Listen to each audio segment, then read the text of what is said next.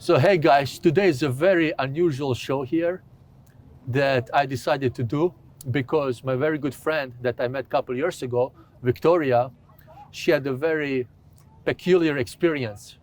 She's young, she's healthy, and out of nowhere, she had a cardiac arrest. She collapsed and she was dead for almost 12 minutes. And she fully recovered. And so she's here with me today. Hello, Victoria. Hi, Attila. So I think this is very important to know and to let people know that recovery doesn't matter how grim it seems like, recovery is always possible. It's possible. Absolutely. Yeah. So I just want to share how everything started between the two of us.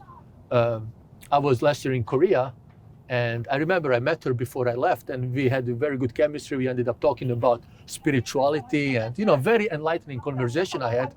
And I sent her a Facebook message like saying, hello, Victoria, how is everything going? And that's it. Next time I hear from her was like 3 months later. So 3 months later, she responds to my text, and she was very nice. She says, Attila, I'm so sorry. I couldn't respond to you earlier because I was dead. so she was dead. I was.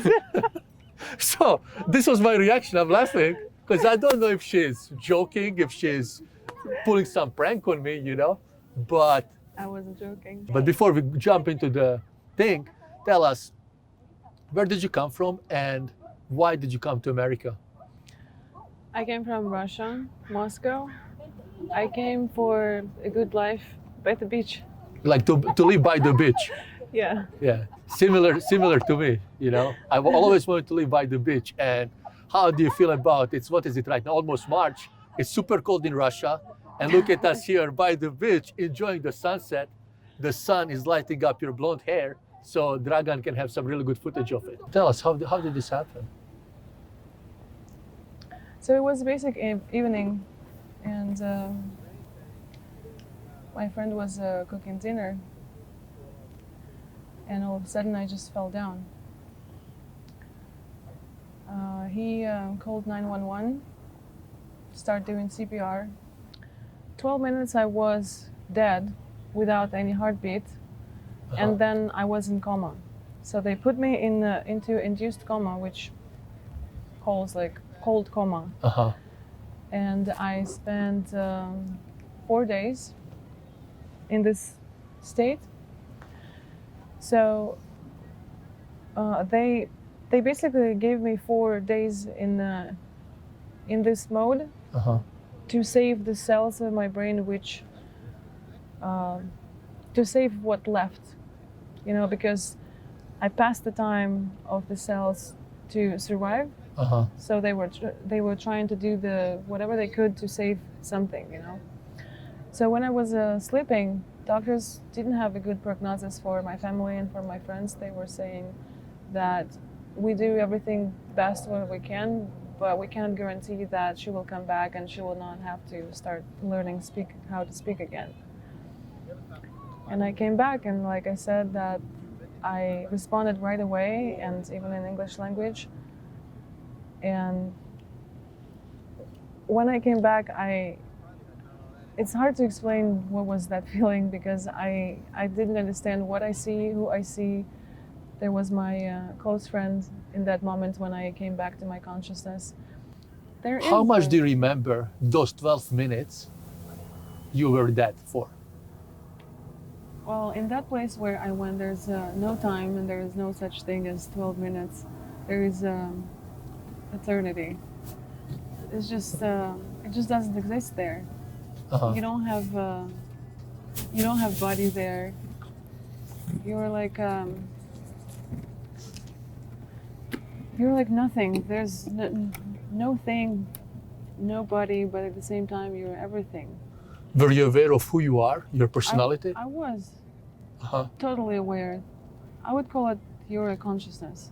Zero consciousness. No, you are a consciousness. You are the consciousness. Yeah, you're a consciousness. There's no body. You're just energy. And I don't know, I skipped the part with light at the end of the tunnel. I didn't see that. But I remember that it felt so great, like a pure bliss. There's no suffer, there's no pain, no nothing what we human beings experience here every day with our little ego deaths every day, which we go through even standing in the traffic. Have you had that experience, like out of body experience that people describe, that you are floating and then you see your body laying on the bed? Anything like that? No, I can't really remember that part, unfortunately. But I think if I will do a hypnotherapy, which I'm going to, I will be able to unfold those parts of memories of my travels.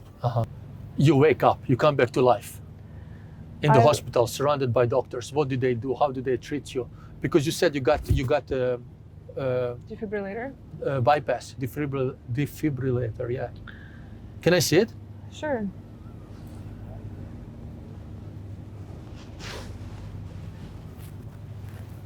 Oh. Can I touch? Sure. Oh, Dragan. This is the scar, right? That's the top of wires. Wow. A question. Let's talk a little bit business, if you don't mind. Sure. Do you have insurance here? At that moment, I didn't have anything. Yeah, so. And they still treated you? Yeah, I actually admire those people and the whole system about, health thing. They did an amazing job, and the hospital was amazing. I'm so much. There's not enough words to express how much I'm grateful to those doctors. Yeah. With no insurance, I can't even begin to imagine how expensive that might cost. Should I mention? If you want to. So how much does this thing cost without insurance? So my death and my comeback, which I didn't really want. Cost me. It's funny. Now you said it. You didn't want to come back to life, but they forced you to come back to life, and because of that, now they're gonna charge you. I owe more than $200,000. More than $200,000 in bills. Yeah. This mindset of yours, this positivity, is actually what inspired me to make this little video for the audience, to let people know by a real example that regardless how tough or serious the situation can be, with the right mindset, we are limitless. Like when you and I talk about the energy and matter, everything is energy. And we control that energy because it's ours. So, very true. I would agree with every word about the perspective and energy. Yeah. And I must say one thing, Dragan. I have to say one thing. Victoria here looks much better right now than she did prior to her afterlife experience. Look at the energy and the shiningness around her. How about that? So if you want to look good, you know what to do. I'm just kidding. Go die.